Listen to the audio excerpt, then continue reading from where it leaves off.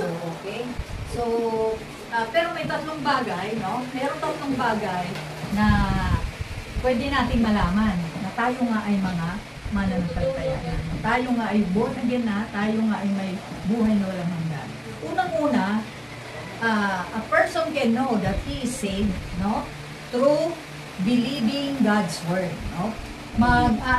Paniwalaan natin kung ano yung sinasabi ng banal na kasulatan tungkol sa ginawa natin noong Wednesday, no?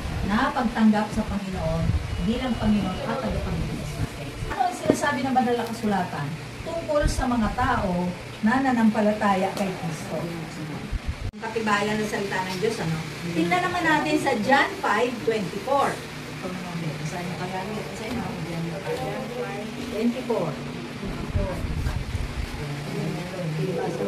Katotohanan, sinasabi ko sa inyo, ang dumirinig ng aking salita at sumasampalataya sa Kanya na nagsugo sa akin ay may buhay na walang hanggan at hindi mapapasok sa paghatol, kundi lumipat sa kabuhayan mula sa kamatayan.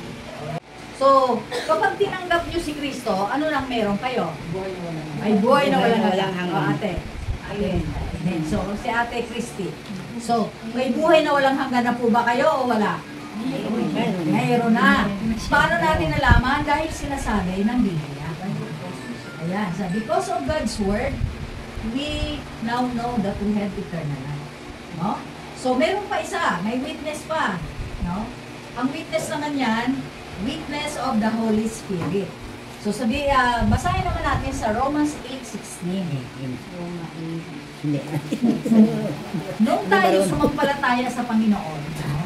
Di ba, nung nagbilib tayo, nakita natin doon na, di ba, pinakita sa atin ng Biblia, ang lahat ng kasala at ang kabayarang kasalanan ay kamatayan, no? At ang binayaran ng Panginoong Hesus sa krus ng Kalbaryo, yung dapat tayo magbabayad sana, pero babayaran natin na sa impyerno kung hindi tayo nanalig kay Kristo.